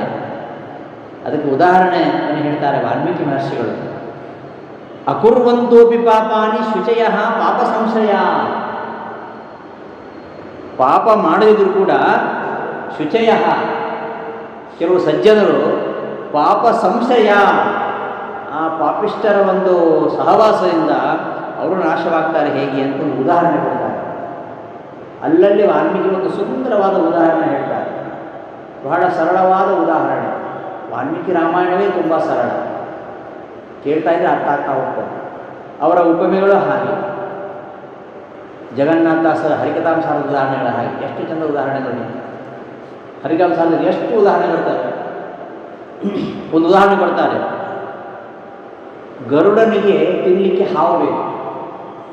ಹಾವನ್ನು ಹುಡುಕೊಂಡು ಅದು ಹಾವು ಇರ್ತಕ್ಕಂತಹ ಮಡುವನ್ನು ಹುಡುಕೊಂಡು ಹೋಗ್ತದೆ. ಮಡುವೆಲ್ಲ ಹಾವುಗಳು, ಕೊಳ, ನೀರಿನ ಕೊಳದಲ್ಲಿ ಹಾವುಗಳು ಇರ್ತಾರೆ, ಅದು ಹೋಗಿ ಹಿಡಿತದೆ ಗರುಡ. ಆ ಒಂದು ಹಾವಿನ ಕೊಳದಲ್ಲಿ ಅಕಸ್ಮಾತ್ ಮೀನಿದ್ರೆ ಹಾವು ಹಿಡಿಲಿಕ್ಕೆ ಹೋದಂಥ ಗರುಡ ಹಾವು ಸಿಗದೆ ಹೋದರೆ ಹಾವು ಸಿಗ್ತದ, ಒಳಗೆ ಹೋಗ್ತದೆ. ಮೀನು ಅದ್ರ ಬಾಯಿಗೆ ಸಿಗ್ತದೆ. ಮೀನು ಹಾವಿನ ಜೊತೆಗಿದ್ದುದರಿಂದಾಗಿ ಗರುಡನ ಬಾಯಿಗೆ ತುತ್ತಾಯಿತು. ಪರಪಾಪೈ ವಿನಶ್ಯಂತಿ ಮತ್ಸ್ಯಾಹ ನಾಗಹೃದಯಥ. ನಾಗಹೃದಯದಲ್ಲಿ ಸರ್ಪಗಳ ಮಡುವಿನಲ್ಲಿ ಸೇರಿಕೊಂಡಂತಹ ಮೀನು ಆ ಗರುಡನ ಬಾಯಿಗೆ ತುತ್ತಾದ ಹಾಗೆ. ಗರುಡ ಮೀನು ತಿನ್ನಲಿಕ್ಕೆ ಬಂದದ್ದಲ್ಲ, ಹಾವನ್ನು ಹುಡುಗಿ ತಿನ್ನಲಿಕ್ಕೆ ಬಂದದ್ದು. ಹಾವು ಸಿಗಲಿಲ್ಲ, ಮೀನು ಸಿಕ್ಕು ತಿಂತದ್ದು. ಹಾಗೆ ಮೀನು ಹಾವಿನ ಸಹವಾಸದಿಂದ ನಾಶವಾದ ಹಾಗೆಯೇ ಸಜ್ಜನರು ದುಷ್ಟರ ಸಹವಾಸ ಮಾಡಿದರೆ ಅವರು ನಾಶವಾಗ್ತಾರೆ ದುರ್ಜನರು ಅವರು ಅತ್ಯಂತ ವಿಷಕಾರಿಗಳು, ಅವರ ಸಹವಾಸ ಮಾಡಲೇಬಾರದು ಅಂತ. ದುಷ್ಟರ ಸಹವಾಸ ಮಾಡಬಾರ್ದು. ನಾವು ಕೆಟ್ಟವರಾಗಿರ್ತೇವೆ. ಸಾಕಷ್ಟು ಕಡೆಗಳಲ್ಲಿ ನಾವು ಉದಾಹರಣೆ ನೋಡ್ತೇವೆ. ಕೈಕೇಯಿ ತುಂಬ ಒಳ್ಳೆಯವಳು. ರಾಮನಿಗೆ ಪಟ್ಟಾಭಿಷೇಕ ಆದಾಗ ಮೊಟ್ಟ ಮೊದಲು ಸೆಲೆಬ್ರೇಷನ್ ಮಾಡಿದವಳು ಕೈಕೇಯಿ, ಕುಣಿದಾಡಿದಂಥವಳು. ಆಮೇಲೆ ಅವಳಿಗೆ ಶುರು ಆಯಿತು ಏನು, ಬ್ರೈನ್ ವಾಶ್ ಮಾಡೋದು ಅಲ್ವಾ. ಮಂಥರೆ ಅಂತ ಹೊಡಿದ್ಲು. ಮಂಥರೆ ದುರ್ಮಂಥನ ಮಾಡಿದ್ಲು. ಮಂಥರ ನಿರ್ಮಮಂಥ. ಆಮೇಲೆ ಅವಳಿಗೆ ಹೌದಲ್ವಾ, ಯಾವ ಉದ್ದೇಶವೂ ಇಲ್ಲ ಅವಳಿಗೆ. ರಾಮನಿಗೆ ದಶರಥನಿಗೆ ಯಾವ ಉದ್ದೇಶ ಇಲ್ಲ, ಎಲ್ಲ ಮಕ್ಕಳು ಒಂದೇ ರೀತಿ ಪ್ರೀತಿಸ್ತಾ ಇದ್ದಾನೆ ಅವನು. ಆದರೂ ಒಂದು ಆತಂಕ ಇದೆ ಅವನಿಗೆ. ಒಂದು ಮಾತು ಕೊಟ್ಬಿಟ್ಟ ನಿಂದೆ ಹೆಂಡತಿಗೆ, ಎಲ್ಲಿಯಾದರೂ ಆಪೋಸಿಷನ್ ಪಾರ್ಟಿಯಿಂದ ಒಂದು ವಿರೋಧ ಬರುತ್ತೆ ಅಂತ ಒಂದು ಅನುಮಾನ ಇದೆ. ಜನರು ಪ್ರಜೆಗಳು ಇಷ್ಟಪಟ್ಟರು, ಎಲ್ಲರೂ ರಾಮರಾಜನಾಗ್ತಂತ ಬಯಸಿದರು. ಎಲ್ಲರ ಅನುಮತಿ ತೆಗೆದುಕೊಂಡ. ಎಲ್ಲ ಮಂತ್ರಿಗಳು 10 ಜನ ಮಂತ್ರಿ ಇದ್ದರು. ಕ್ಯಾಬಿನೆಟ್ ಪ್ರಜಾಪ್ರಭುತ್ವ ಆಗಲಿತ್ತು, ಡೆಮಾಕ್ರಸಿ. ಇವತ್ತು ಹೇಳ್ತಾರೆ ಅಷ್ಟೇ ಇವರು, ಪ್ರಜಾಪ್ರಭುತ್ವ ರಾಮಾಯಣ ಕಾಲದಲ್ಲೂ ಇದೆ. ದಶರಥ ತನ್ನ ಮಗನಿಗೆ ಪಟ್ಟಾಭಿಷೇಕ ಮಾಡಬೇಕು ಅಂತ ಆಲೋಚನೆ ಮಾಡಿದ್ರು ಕೂಡ ಸಭೆ ಕರೀತಾನೆ. ಸಭೆ ಕರೆದು ಎಲ್ಲ ಪ್ರಜೆಗಳು, ಊರಿನ ಹಿರಿಯರು, ಮಂತ್ರಿಗಳು, ಆಮೇಲೆ ಪುರೋಹಿತರುಗಳು, ಅವರೆಲ್ಲರಲ್ಲಿ ವಿಚಾರಿಸಿ ಅವರು ಒಪ್ಪಿದ ಮೇಲೆ ರಾಮನಿಗೆ ಪಟ್ಟಾಭಿಷೇಕ ಮಾಡ್ತಾನೆ. ಇಷ್ಟು ನಮ್ಮ ಸೆಷನ್ ನಡೆಯುತ್ತಾ? ನಮ್ಮ ಸೆಷನ್ ನಡೆದೇನು, ಅವ್ರನ್ನ ಬೈಯೋದು ಇವ್ರನ್ನ ಬೈಯೋದು ಬರೀ ಇದೆ. ಇಡೀ ಸೆಷನ್ ಹಾಳಾಗೋದು ಇಂಥದ್ರಿಂದಲೇ. ಯಾವುದೊಂದು ಒಳ್ಳೆಯ ಕೆಲಸ ಆಗೋದಿಲ್ಲ. ಸೆಷನ್ ಶುರು ಆಗಿದೆ ಈಗ, ಸೆಂಟ್ರಲ್ ಗೌರ್ಮೆಂಟಿದ್ದು ಸಂಸತ್ ಅಧಿವೇಶನ. ಅಷ್ಟೆಲ್ಲ ಮಾಡಿ ರಾಮನಿಗೆ ಪಟ್ಟಾಭಿಷೇಕ ಮಾಡುವಂತಾದಾಗಲೂ ಕೈಕೇಯಿ ಸಂತೋಷಪಟ್ಟವಳು ಕೊನೆಗೆ ಅವಳೇ ರಾಮನನ್ನು ಕಾಡಿಗಟ್ಟಿದ್ಳು. ಯಾಕೆಂದರೆ ಮಂಥರೆಯ ಸಹವಾಸದಿಂದಾಗಿ, ದುಷ್ಟರ ಸಹವಾಸದಿಂದಾಗಿ. ಕರ್ಣ ಎಷ್ಟು ಒಳ್ಳೆಯವ. ಕರ್ಣ ಅವನು ರಾಮಭಕ್ತ. ಅವನು ಹಿಂದಿನ ಜನ್ಮದಲ್ಲಿ ರಾಮಭಕ್ತನಾಗಿರ್ತಕ್ಕಂತಹ ಕರ್ಣ, ಸುಗ್ರೀವ ರಾಮನ ಭಕ್ತ, ಅವ ಕರ್ಣನಾದ. ಕರ್ಣನಾಗಿ ದುಷ್ಟರ ಸಹವಾಸ ಮಾಡಿದ. ಭೀಮನ ಹತ್ತಿರ ಬರಲಿಲ್ಲ, ದುರ್ಯೋಧನ ಹತ್ತಿರ ಹೋದ. ದುರ್ಯೋಧನ ಸಹವಾಸದಿಂದ ಅವನು ಹಾಳಾದ. ದುಷ್ಟರ ಸಹವಾಸ ಮಾಡಿದರೆ ಹಾಳಾಗೆ ಹೋಗುದು. ಈ ಒಂದು ಸುಭಾಷಿತ ಇದೆ, ತಕ್ಷಕಸ್ಯ ವಿಷಂ ದಂತೆ, ತಕ್ಷಕಸ್ಯ ವಿಷಂ ದಂತೆ ಮಕ್ಷಿಕಾಯಾಶ್ಚ ಮಸ್ತಕೆ. ಯಾರ್ಯಾರು ಎಲ್ಲೆಲ್ಲಿ ವಿಷಯ ಇರುತ್ತೆ ಅಂತ. ಹಾವು ಎಲ್ಲಿ ವಿಷಯ ಇರುತ್ತೆ?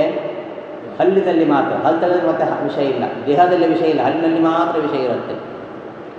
ಇನ್ನು ಜೇನುನೊಣಕ್ಕೆ ಮಸ್ತಕದಲ್ಲಿ ಮಾತ್ರ ವಿಷಯ ಇರುತ್ತೆ. ಇನ್ನು ಚೇಳಿಗೆ ಬಾಲದಲ್ಲಿ ವಿಷಯ ಇರುತ್ತೆ. ಆದರೆ ದುರ್ಜನಿಗೆ ಎಲ್ಲಿ ವಿಷಯ ಇರುತ್ತೆ ಅಂದರೆ ಸರ್ವಾಂಗೇ ದುರ್ಜನಸ್ಯ ತತು, ಅವನ ಎಲ್ಲ ಅಂಗಾಂಗಗಳು ವಿಷಯ ಇರುತ್ತೆ. ಆದ್ದರಿಂದ ಅಂಥವನ ಸಹವಾಸ ಮಾಡಬಾರದು. ಅವ ಒಮ್ಮೆ ಕೆಟ್ಟ ಕೆಲಸ ಮಾಡ್ಬೋದು. ಈಗ ಹಾವು ಉಂಟಲ್ಲ, ಹಾವು ಮನುಷ್ಯನಿಗೆ ಒಂದು ಬಾರಿ ಕಚ್ಚಬಹುದು, ಪದೇ ಪದೇ ಕಚ್ಚಲ್ಲ ಅಂತಾರೆ. ಆದರೆ ದುರ್ಜನಸ್ಸು ಪದೇ ಪದೇ ಮತ್ತೆ ಮತ್ತೆ ಅವನು ಕಚ್ತಾ ಇರ್ತಾನೆ. ಅಂತಹ ದುರ್ಜನರು ತುಂಬಿದ ಸಭೆಯನ್ನು ಸೇರಬೇಡ.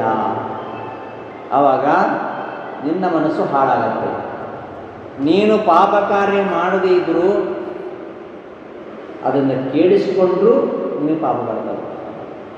ಶಿವನ ನಿಂದೆಯನ್ನು ಕೇಳಿದಂತಹ ದಾಕ್ಷಾಯಣಿ ಏನು ಮಾಡಿದ್ರು? ಹೌದು, ನನ್ನ ಗಂಡ ಹಾಗೇನೆ, ಕರೆಕ್ಟ್, ಸರಿಯಾಗಿ ಅಪ್ಪನೇ ಹೇಳಿದ್ರು ಅಂತ ಹೇಳಲಿಲ್ಲ. ಅದು ಇವತ್ತಿನ ಸೊಸೈಟಿ ಹಾಗೆ ಹೇಳದಿರ್ಬೋದು ಅಲ್ವಾ? ಸ್ವತಃ ಅಪ್ಪನೇ ಆಗಿದ್ದರೂ ಕೂಡ ತನ್ನ ಪತಿನಿಂದೆಯನ್ನು ಕೇಳಲಿಕ್ಕೆ ಆಗದೆ ಅವಳು ಏನು ಮಾಡಿದ್ಲು? ಆತ್ಮಹತ್ಯೆ ಮಾಡಿಕೊಂಡ. ಆತ್ಮಹತ್ಯೆ ಅಲ್ಲ, ಕೆಲವರು ಹೇಳಿದರು ಸಹಗಮನ ಮಾಡಿಕೊಂಡು ಅಂತ. ಸತಿ ಸಹಗಮನ ಇಂದಿಗೂ ಇದೆ. ಸತಿಗಮ ಸಹಗಮನ ಅನಿಷ್ಟ ಪದ್ಧತಿ. ನಮ್ಮ ಪ್ರಾಚೀನ ಭಾರತೀಯರು ಕಂಡುಕೊಂಡಂತಹ ಕೆಲವು ಅನಿಷ್ಟ ಪದ್ಧತಿಗಳಲ್ಲಿ ಅದು ಒಂದು ಸತಿ ಸಹಗಮನ. ಸತಿ ಸಹಗಮನವನ್ನೇ ಮಾಡಿಲ್ಲ. ಸಹಗಮನ ಅಂದೇನು? ಗಂಡನ ಜೊತೆಗೆ ಸಾಯೋದು ಅಂತ ಸಹಗಮನ. ಸಹ ಅಂದರೆ ಜೊತೆಗೆ, ಗಂಡ ಸತ್ತರೆ ಅವನ ಚಿತೆಯನ್ನು ಹಾರಿಕೊಂಡು ಸಾಯೋದು ಸಹಗಮನ ಅಂತ ಅಸಗಮನ ಹೇಳಿಲ್ಲ ಅಲ್ಲಿ. ಅವಳು ಸತಿ ದಾಕ್ಷಾಯಿಣಿ ಯೋಗದಿಂದ ಅಗ್ನಿಯನ್ನು ಸೃಷ್ಟಿಸಿ ಅದರಿಂದ ತನ್ನ ದೇಹ ನಾಶ ಮಾಡಿಕೊಂಡು, ಅದು ಸೂಸೈಡ್ ಅಲ್ಲದು, ಅದು ಆತ್ಮಹತ್ಯೆ ಅಲ್ಲದು, ಅದು ಯೋಗಾಗ್ನಿಯಲ್ಲಿ ತನ್ನ ದೇಹವನ್ನು ಹೋಮಿಸಿದ್ದು, ಅದು ಆತ್ಮಹತ್ಯೆ ಅಲ್ಲ. ಇನ್ನೂ ಕೆಲವರು ಹೋಗಿ ಆ ಅಗ್ನಿಕುಂಡದಲ್ಲಿ ಹಾರಿಕೊಂಡು ಇದೆಲ್ಲ ಕಥೆ ಹೇಳ್ತಾರೆ. ಮಕ್ಕಳು ಏನೇನೋ ತಪ್ಪು ಕಥೆಗಳನ್ನು ಇವತ್ತು ಹೇಳ್ಕೊಡ್ತಾರೆ. ಅವ್ರಿಗೇನು ಅನಿಸುತ್ತೆ, ಹೌದಾ ಅನಿಷ್ಟ ಪದ್ಧತಿ ಇದು, ಗಂಡು ಸಾಯುವಾಗ ಹೆಂಡತಿ ಸಾಯು ಅಂದರೆ ಏನಿದೆ, ಅದು ಇಲ್ಲೇ ಇಲ್ಲ ಪದ್ಧತಿ. ಗಂಡ ಅವನು ಅಲ್ಲಿ ಕೈಲಾಸದಲ್ಲಿ ಆರಾಮಾಗಿದ್ದಾನೆ, ನೋಡ್ತಾ ನಗುತ್ತಿದ್ದಾನೆ, ಇದೆಲ್ಲ ನೋಡಿಕೊಂಡು, ಈ ಆಟ ನೋಡಿಕೊಂಡು. ಇವಳು ಪತಿನಿಂದೆಯನ್ನು ಸಹಿಸಲಾಗದೆ ಅವಳು ಆತ್ಮಾರ್ಪಣೆ ಮಾಡಿಕೊಂಡು. ಯಾಕೆ ಅಂದರೆ ಮಹಾತ್ಮರ ನಿಂದೆ ಮಹಾಪಾಪ. ಭಾಗವತದಲ್ಲಿ ತುಂಬ ಕಥೆಗಳು ಬರ್ತಾವೆ, ಮಹಾತ್ಮರ ನಿಂದೆ ಮಾಡಿದರೆ ಪಾಪ ಬರುತ್ತೆ ಅಂತ ಹೇಳಲಿಕ್ಕೆ. ಇವಳು ಅದನ್ನು ಕೇಳುವುದು ಪಾಪ ಅಂತ ಅದರಿಂದ ಎದ್ದು ಹೋಗ್ತಾರೆ. ಹೀಗೆ ಮಹಾತ್ಮರ ನಿಂದೆಯನ್ನು ಅವರು ಮಾಡೇ ಮಾಡ್ತಾರೆ. ದುಷ್ಟ ಸಭೆಗಳಲ್ಲಿ ಮೊದಲು ಮಾಡೋದೇ ಅದನ್ನು. ಕನ್ನಡ ಸಾಹಿತ್ಯ ಸಮ್ಮೇಳನ ನಡೀತವೆ ಪ್ರತಿ ವರ್ಷ ಕನ್ನಡ ಸಾಹಿತ್ಯ ಪರಿಷತ್ತಿಂದ. ಅವರ ಮಂಗಲ ಘೋಷ ಏನು ಗೊತ್ತುಂಟ, ಮೊಟ್ಟ ಮೊದಲು ಆರಂಭವಾದ ಕೂಡಲೇ ಹಿಂದಿ ಸಂಸ್ಕೃತವನ್ನು ಬೈಯುವುದು, ಮತ್ತೆ ಅವರು ಕನ್ನಡ ಆರಂಭ. ಹಾಗಾಗಿ ಸುಮಾರು 86-88 ಸಾಹಿತ್ಯ ಸಮ್ಮೇಳನ ಅದು. ಈ ಥರದ್ದು ಕನ್ನಡ ಏನು ಅಲ್ಲೇ ಇದೆ, ಮುಂದೆ ಬರಲೇ ಇಲ್ಲ. ಯಾಕೆ? ಕನ್ನಡ ಉದ್ಧಾರ ಮಾಡ್ತಕ್ಕಂಥ ಯಾವ ಕೆಲಸ ಇವರು ಮಾಡಲ್ಲ. ಇವರು ಮಾಡೋದೇನೆಂದರೆ ಸಂಸ್ಕೃತವನ್ನು ಬೈಯುವುದು. ನೀವು ಹೋಗಿಬೇಕಾದ್ರೆ ಕನ್ನಡ ಸಾಹಿತ್ಯ ಸಮ್ಮೇಳನ ಆದಾಗ ಹೋಗಿ ನೀವು ಸಂಸ್ಕೃತವನ್ನು ಬೈತಾರೆ. ಹಾಗೆ ಇನ್ನೊಬ್ಬರನ್ನು ನಿಂದಿಸುವುದರಿಂದ, ಇನ್ನೊಂದು ವಿಚಾರವನ್ನು ಖಂಡಿಸುವುದರಿಂದ ನಮ್ಮ ಸಿದ್ಧಾಂತ ಸರಿ ಅಂತ ಆಗಲ್ಲ ಅಲ್ವಾ? ಅದು ಸಮ್ಮೇಳನದ ಆರಂಭದಲ್ಲಿ ಧ್ವಜಗೀತೆ ಅಂತ ಇರ್ತದೆ, ಇದೇ ಅದು. ಅದಕ್ಕಿಂತ ಇದೇ ಮುಖ್ಯ ಆಗಿಬಿಟ್ಟಿದೆ. ಏನು? ಸಂಸ್ಕೃತವನ್ನು ಬೈಯೋದು, ಹಿಂದಿಯನ್ನು ಬೈಯೋದು. ಅದು ಯಾಕೆ ಹಿಂದಿ ಸಂಸ್ಕೃತಿ ಅಷ್ಟು ದ್ವೇಷ ಇವರಿಗೆ? ನಾನು ಯಾಕೆ ಹೇಳ್ತಂದರೆ, ಇಂತಹ ಸಮ್ಮೇಳನದಲ್ಲಿ ನಡೆಯುವಂಥದ್ದೇ ನಮ್ಮ ಮನಸ್ಸಿಗೆ ಖುಷಿ ಕೊಡ್ತಕ್ಕಂತಹ ವಿಚಾರ. ಏನಾದರೂ ತಿಳ್ಕೊಳ್ಬೇಕು ಅಂತ ನಾವು ಆಲೋಚನೆ ಮಾಡಿದರೆ ಅಂಥದ್ದು ಯಾವುದೂ ನಡೆಯಲ್ಲ. ಅಂತಹ ದುಷ್ಟರ ಸಹವಾಸವನ್ನು ಮಾಡಬಾರ್ದು ಎಂಬುದಾಗಿ ಕದಾಚನ ದುರ್ಗೋಷ್ಠಿಂಚ ಅಲಂಕರು. ಅಂತಹ ದುಷ್ಟಗೋಷ್ಠಿಗಳಿಗೆ ಹೋಗಬೇಡ, ದುಷ್ಟರ ಸಹವಾಸವನ್ನು ಮಾಡಬೇಡ. ದುಷ್ಟರ ಸಹವಾಸ ಮಾಡಿದರೆ ಏನೆಲ್ಲ ಅನರ್ಥವಾಗುತ್ತೆ ಅನ್ನೋದಕ್ಕೆ ಸಾಕಷ್ಟು ಕಥೆಗಳನ್ನು ನಾವು ರಾಮಾಯಣ ಮಹಾಭಾರತದಲ್ಲಿ ಕಾಣ್ತೇವೆ. ಪಂಚತಂತ್ರ ಅಂತ ಒಂದಿದೆ, ವಿಷ್ಣು ಶರಣರ ಪಂಚತಂತ್ರ. ಅದರಲ್ಲಿ ಅಂತಹ ಕಥೆಗಳು ಬರ್ತವೆ. ದುಷ್ಟ ಸಹವಾಸ ಮಾಡಬಾರ್ದು, ಅಂತಹ ದುಷ್ಟರ ಸಹವಾಸ ಮಾಡಬೇಡಿ, ದುಷ್ಟರ ಗೋಷ್ಠಿಗೆ ಹೋಗಬೇಡಿ ಅಂತ ಎಲ್ಲ ವಾದಿರಾಜರು ಉಪದೇಶವನ್ನು ಮಾಡ್ತಾರೆ. ಅದರ ಮುಂದಿನ ಭಾಗವನ್ನು, ಮುಂದಿನ ಉಪನ್ಯಾಸವನ್ನು ನೋಡೋಣ ಅಂತ ಹೇಳ್ತಾ ಈ ದಿನದ 4 ವಚನ ಪುಸ್ತಕಗಳನ್ನು ನನ್ನ ಅಂತರ್ಯಾಮಿಯಾಗಿರ್ತಕ್ಕಂತಹ ಪರಪೂಜ್ಯರಾಗಿರ್ತಕ್ಕಂತಹ ಶ್ರೀ ವಿಶ್ವೇಶತೀರ್ಥರ ಅಂತರ್ಯಾಮಿಯಾಗಿರ್ತಕ್ಕಂತಹ ತ್ರೈಲೋಕ್ಯಗುರು ಆಚಾರ್ಯ ಮಧ್ವರ ಅಂತರ್ಯಾಮಿ ರಾಮವಿಠಲನ ಪಾದಕಮಲಗಳಲ್ಲಿ ನಾನು ಮಾತುಗಳನ್ನು ಸಮರ್ಪಿಸ್ತೇನೆ. ಶ್ರೀ ಕೃಷ್ಣಾರ್ಪಣಮಸ್ತು. ಧನ್ಯವಾದಗಳು.